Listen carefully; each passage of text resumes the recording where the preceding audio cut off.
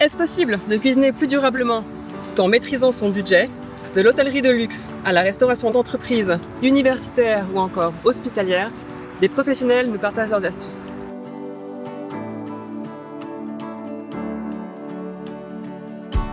Aujourd'hui, cuisiner durable, c'est essentiel. Nous avons tous un rôle à jouer. Et ce n'est pas si compliqué.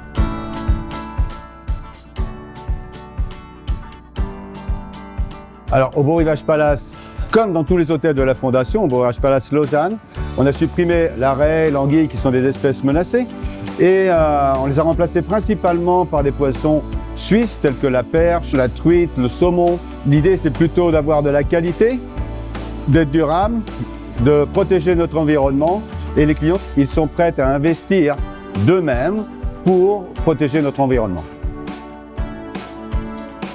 Grâce aux études Bilong, chez Novae, on a repensé notre offre en hiver, notamment sur les buffets et les sandwichs, pour supprimer les tomates fraîches ou les concombres qui étaient là un peu par habitude et les remplacer par des légumes suisses de saison. C'est vrai que quand on décide de supprimer par exemple le sandwich tomate mozzarella en hiver, il y a des craintes sur comment ça peut être perçu par les clients, mais ça rend aussi plus créatif. Nous, on a imaginé beaucoup de nouvelles recettes avec des compotés de choux rouges, avec du houmous, des crudités comme des carottes, et finalement ça amène aussi plus de diversité tout au long de l'année.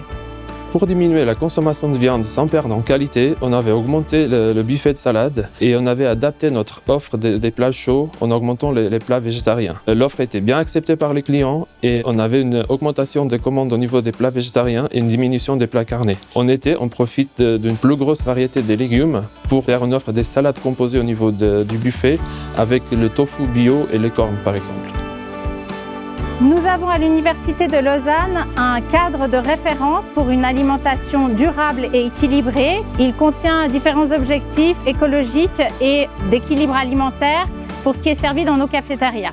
Bilong est un outil qui nous est devenu essentiel pour évaluer où nous sommes par rapport aux objectifs que nous nous sommes fixés.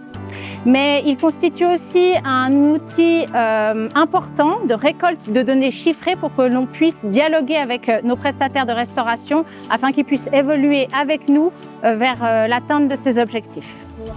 Grâce à l'étude Bilong, nous avons identifié et éliminé autant que possible l'huile de palme et privilégié les produits suisses. Par exemple, dans la mayonnaise, les pâtes à gâteau ou la margarine, nous avons remplacé les produits standards par des alternatives sans huile de palme et locales.